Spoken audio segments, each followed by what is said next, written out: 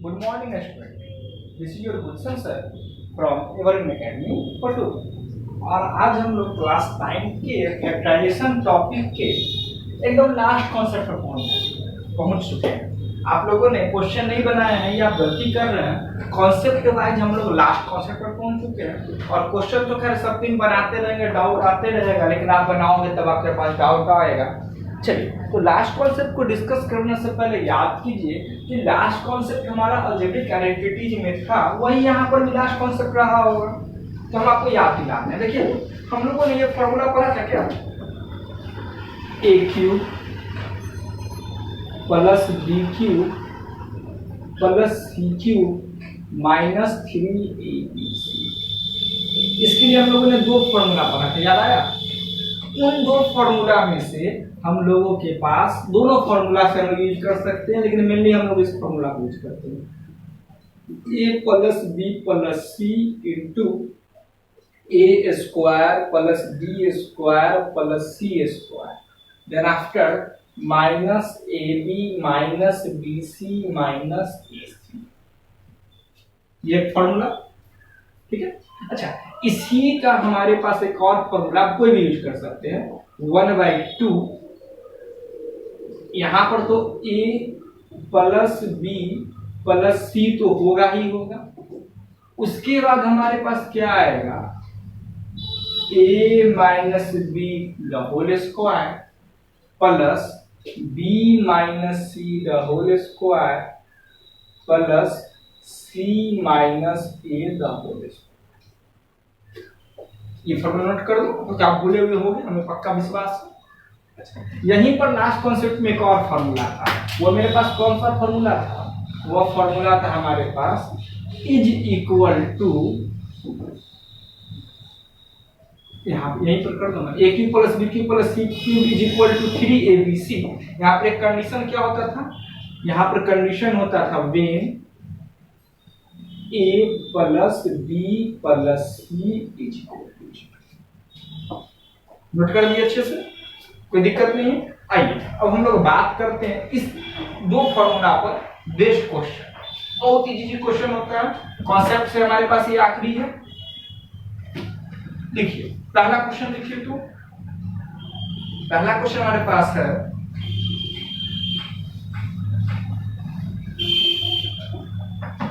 Eight X cube plus 27y cube, 8x cube plus 27y cube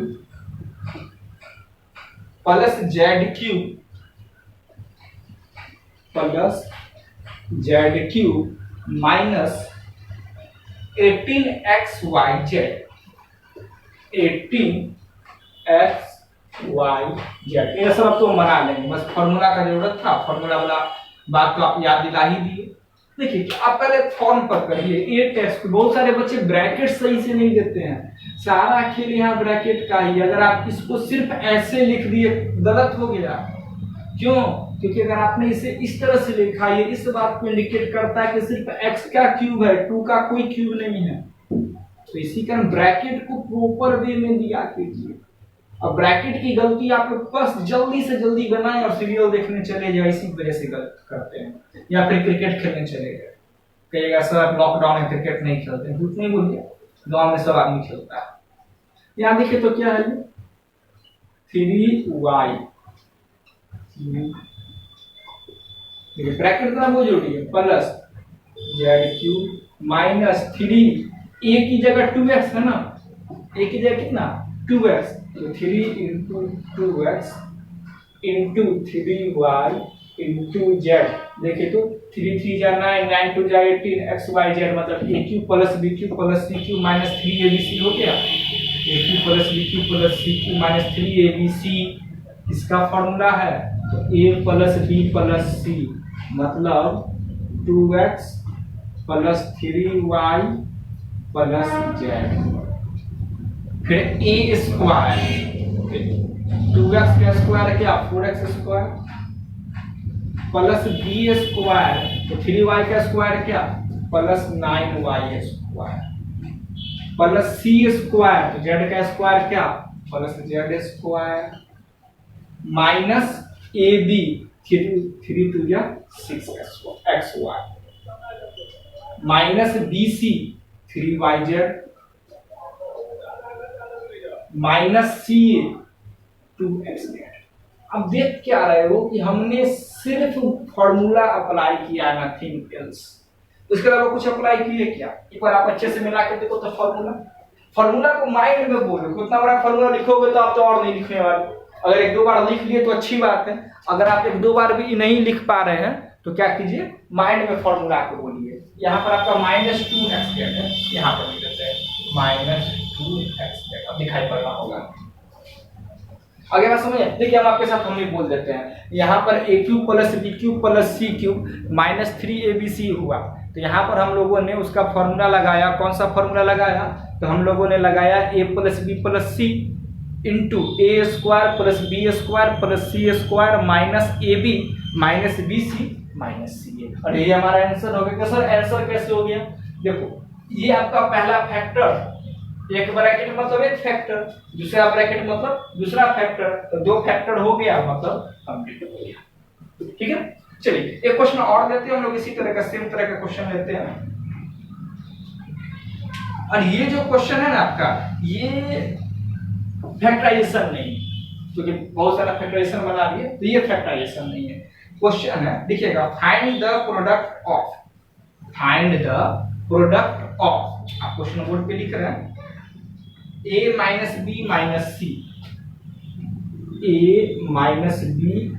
c, इसका question थोड़ा बड़ा होता है देखने में, into a² + b² b² + c²। Arrange में पढ़े बातों का यहाँ कॉन्सेप्ट का यूज हो जाएगा। +ab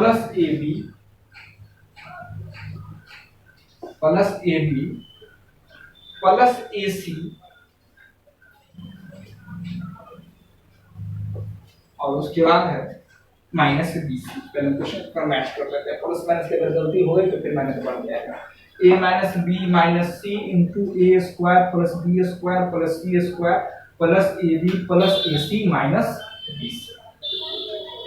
चलिए यहाँ तक आपको कहानी समझ में आ गई। क्वेश्चन है हमारे पास। आइए इस क्वेश्चन का हम लोग सॉल्यूशन करने से पहले कुछ बातें सोचते हैं। बातें क्या सोचते हैं? ये जो मेरा a² है, ये जो मेरा b² है, ये जो मेरा c² है, ये +a के लिए भी +a² और -a के लिए भी +a²। ये जो मेरा b² है, ये +b के लिए भी b², -b के लिए भी b²। ये भी वही स्टोरी है। हम एक काम करते हैं, उतना दिमाग क्या लगाते हैं, हम याद करते हैं ये a होता, ये +b होता, ये +c होता, इधर प्लस माइनस जो भी होना होगा वो होगा, दूसरी बात। ठीक है, तो हम इसे ट्रीट ही इस तरह से करते हैं। यहाँ पे भी लिखते क्या? चलो लिख ही देते हैं।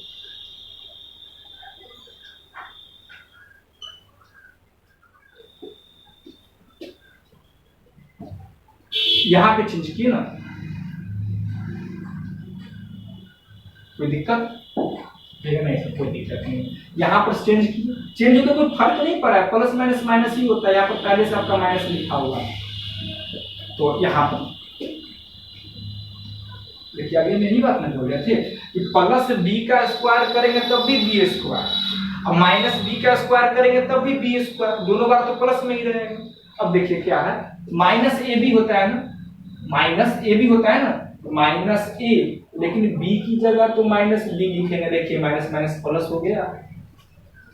फिर क्या होता है, -ac होता है, -a और c नीचे लिख देते कर जाता है ना, -a और c की जगह क्या लिखेंगे, -c। फिर देखिए माइनस माइनस प्लस होके +ac बन गया। फिर क्या होता है, +ca, फिर क्या होता है, +ca। देखिए तो a वो आगे पीछे लिखा हुआ है, उसके लिए आप आगे पीछे थोड़ा लिखा हुआ है, तो उससे क्या मतलब है, तो साइन मिलाना है ना। देखिए ab फिर ac तो bc, वो सिर्फ आगे पीछे लिखा हुआ, कोई लफड़ा नहीं है। एक काम करो, समझ ही गए क्या है। देखो A square plus B square plus C square minus A B minus B C, पहले हम लोग इसको लिखते हैं, इसमें बाद में लिखा है, फिर माइनस सी है। अब मैच करो तो माइनस माइनस प्लस हो गया, माइनस माइनस प्लस हो गया, प्लस बी सी है क्या, माइनस बी सी है, सी भी मेरा माइनस है, नहीं ये आपका प्लस है, प्लस है, क्वेश्चन गलत है, ये आपका प्लस है। अब देखिए पूरा स्टोरी मिल गया, ये मेरा क्या हुआ प्लस ए बी हो गया, ये मेरा क्या हुआ minus minus plus A C, सारा पैटर्न सेट कर लिया। ये पैटर्न किसका है, A cube plus B cube plus C cube minus 3abc का है ना, तो A cube plus B cube plus C cube minus 3abc इसी का है ना। देखिए ऐसा क्या बनेगा, ए क्यूब, यहाँ माइनस का क्यूब है, यहाँ माइनस का क्या है क्यूब है, तो माइनस का क्यूब तो माइनस होता है, यहाँ पे माइनस का क्यूब माइनस हो जाएगा, minus minus plus minus 3abc। तो फॉर्मूला भले ही एक है लेकिन फॉर्मूला थोड़ा सा घुमा फिरा के यूज हो सकता है, ठीक है। यहाँ पर आपका आगे पीछे लिखा हुआ है, कंफ्यूज मत होना, क्वेश्चन को कंफ्यूज करने के लिए से लिखा जाता है, ठीक है। चलिए हम लोग एक क्वेश्चन इस पे करते हैं, रेडी, इसको इरेज करते हैं। आपको बोले तो इसका फॉर्मूला का यूज पड़ेगा, देखिए यूज पड़ने लगा ना, इसको हटाते हैं। याद करो तो हमने आपको क्या बताया था, A cube plus B cube plus C cube is equal to 3abc। Condition कौन सा कि A plus B plus C is equal to 0 होना चाहिए, ठीक है। यहीं पर हम लोग एक क्वेश्चन लिखते, लिखिए फैक्टराइज, लिख लिए क्वेश्चन लिखिए, x माइनस वाई का whole cube plus Y minus Z का whole cube plus Z minus X का होल क्यूब। हमने क्वेश्चन लिख लिए, फैक्टराइज करना है। अब क्या करना है, फैक्टराइज करना है। अब सर यहाँ a minus B the whole cube लगा देते हैं, यहाँ पर भी a minus B the whole cube लगा देते हैं, यहाँ पर भी a minus B the whole cube लगा देते हैं। हम लेंगे हाँ कर दो, लंबा चौड़ा टर्म यहाँ पर बनेगा, 4 टर्म शायद यहाँ आएगा, 4 टर्म यहाँ आएगा, 4 टर्म यहाँ आएगा, टोटल 12 टर्म हो जाएगा। हमको नहीं लगता है कि कोई लाइक टर्म होने वाला है, क्योंकि यहाँ एक्स वाई है तो यहाँ वाई जेड है, यहाँ जेड एक्स है। लाइक टर्म्स भी उतना ही होगा, वाई क्यूब तो वाई क्यूब ऐसा करके वो लाइक टर्म आएगा, वो प्रोडक्ट ट्वाइस का प्रोडक्ट वाला भी नहीं आएगा। चलिए छोड़िए, थोड़ा देर के लिए आप इसको ऐसे सोचिए तो ए क्यूब पूरे को ए मान लीजिए, इस पूरे को बी मान लीजिए। क्वेश्चन क्या फैक्टराइज में, तो कहेगा सर क्वेश्चन ही पता नहीं। देखिए तो इस पूरे को ए मान लिए तो ए क्यूब, इस पूरे को बी मान लिए तो बी क्यूब, और इस पूरे को सी मान लिए तो सी क्यूब।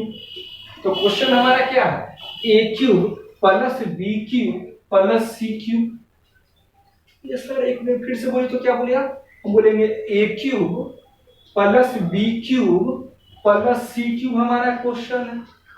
तो A cube plus B cube plus C cube तो 3abc होता है, ये जानकारी अधूरी है।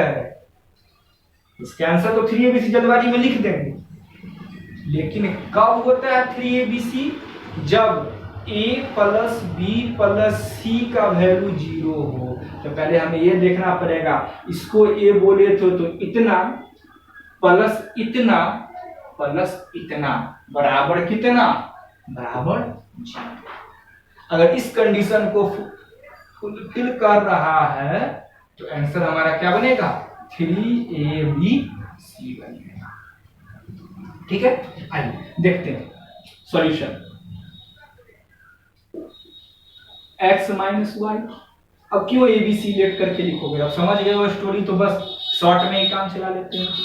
प्लस y माइनस जेड, ए प्लस बी हो गया, प्लस सी, सी कितना जेड माइनस एक्स, ऐड करो तो प्लस एक्स माइनस एक्स खत्म, माइनस वाई प्लस वाई खत्म, माइनस जेड प्लस जेड खत्म, मतलब 0 आया।